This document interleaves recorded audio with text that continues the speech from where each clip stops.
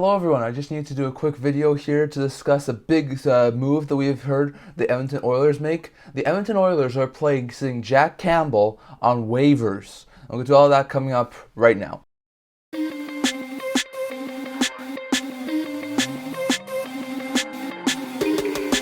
Hello everyone, welcome back to another video here at the End-to-End Hockey Channel. Before I start this video, don't forget to like this video and subscribe down below. We're so close to 200 subscribers, so thank you for all of your support. I would never be able to do this with all of you guys, so don't forget to subscribe. And I just want to do a quick news update video here, just a quick short video discussing this. But there have been two players who have been placed on waivers today, but the significant one I need to talk about, and I need to talk about right now. Now, we talked about this in an earlier video surrounding the Edmonton Oilers, how there could be changes coming, there could be making some other moves. Their goaltending sucks right now, their defense is below average right now, even their offense, they're only getting contributions from their top 6 players, their depth is non-existent right now. So the Oilers need to make some sort of move, and they have sent shockwaves through their team. They're placing Jack Campbell on waivers. Now, the other player we'll just quickly touch on here as well. We'll touch on this in our next video, but Dryden with the Calgary Flames has also been placed on waivers. So the Calgary Flames are going to be placing a good solid bomb 6-4 on waivers. I would expect him clearing. But Campbell's a really big name. Campbell signed a $5 million deal with the Edmonton Oilers, not last offseason, but the year before. So he's got 3.5 years left on his current contract at $5 million.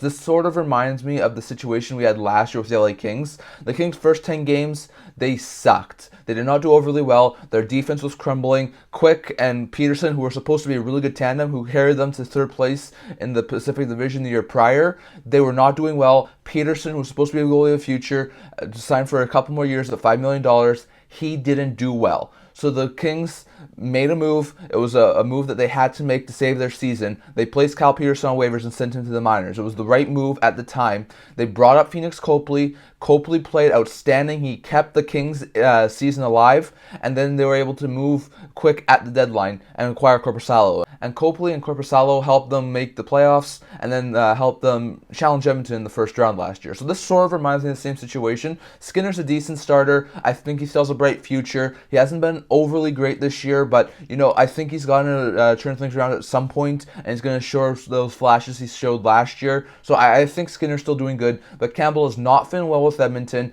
He's not done overly well. Last year was an abysmal season for him, besides the few times he came in the playoffs when Skinner was not doing overly well.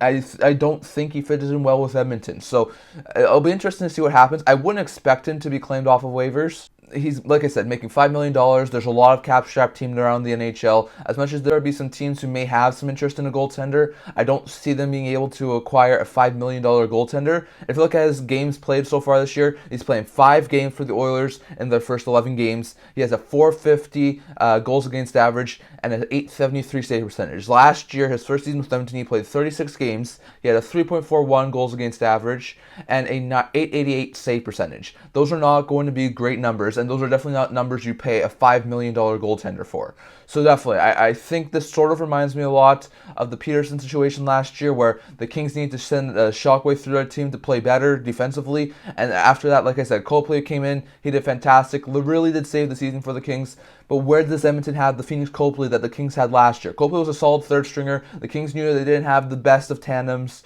Definitely, Petersen was not overly great the year prior. They were already seeing that this was a possibility, so they signed Copley to be a third stringer. He came in handy.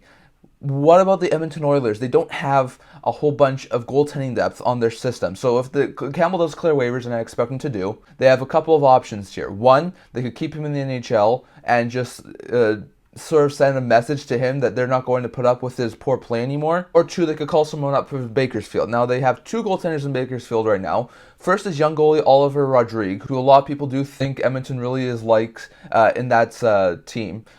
He's been a young goaltender for that team. He's decent. He has not had an NHL game experience yet. He has not played an NHL game. He has had a couple of AHL seasons under his belt. Last year, he played 29 games in the AHL, put up a 2.77 goals against average, a .912 save percentage. So far this year, he's only gone into 2 games for Bakersfield, has a 1 goal against average, and a .968 save percentage. So he's actually looked really good. I think he could be the call-up option if Campbell does wind up clearing. The other guy they have is former NHL goaltender Calvin Pickard, who could also come up for the Edmonton Oilers. He has NHL experience. He's played 116 games in his career, but he has not played an NHL game since the 21-22 season with the Red Wings, so he hasn't played in the past couple of years at the NHL level. He played in the Bakersfield last year as a third stringer for Edmonton, had a 2.70 goals against average and 912 save percentage in 38 games. This year, in 4 games, has a 2.02 goals against average and a 939 save percentage. So I could see that if Campbell does clear waivers, he winds up going to the minors, and I could see the Oilers call up one of Rodrigue or Pickard to try and be their backup to Skinner. It's going to be interesting to see. I could also see the Oilers use maybe like a really big piece, like a big trade chip, like either a first-round pick or a second-round pick or a prospect, and see if they can move Campbell, who's now been cleared waivers and can be sent to the minors, to another team for a starting goaltender. Like I said, I could see them go after a guy like Vladar. I could see them go after a guy like John Gibson. I could see them go after a couple of other guys. I think a Hart would be a fantastic fit, but I don't think Philly's at this point in time ready to trade Hart yet. So it's going to be interesting to see what comes of this. But Edmonton has placed Jack Campbell on waivers. I would expect him to clear by 11 p.m. Pacific time tomorrow, and I would definitely think that this is going to be a huge thing. The Edmonton Oilers' next game, San Jose Sharks, on Thursday. If they lose to the San Jose Sharks and they give the San Jose Sharks their first win, which I've seen a lot of people joke about on Twitter, if they lose another game, this time to the winless Sharks, there's going to be some major changes coming to the Oilers. And I think this is the very first of those changes.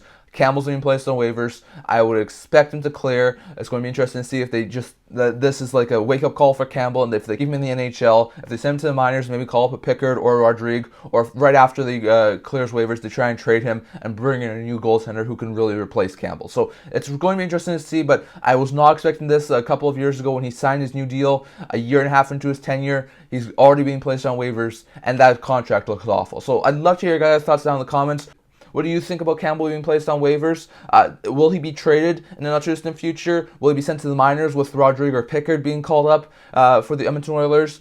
Or will he remain in the NHL roster and this be sort of a wake-up call to help rejuvenate Campbell and show him that he needs to be a lot better than he was? Definitely. I'd love to hear your guys' thoughts down in the comments. That's what I'm going to talk about for today. So don't forget to like this video, and if you're really like to, remember to subscribe down below. We're so close to 200 subscribers. Thank you for all of your support. I would never be able to do it without all of you guys, so don't forget to subscribe. I also do a blog talking about news, rumors, analysis, stuff like that, so definitely check that out. I'll leave a link to that in the description below, and I can't wait to see you guys all for our next video. See you guys soon.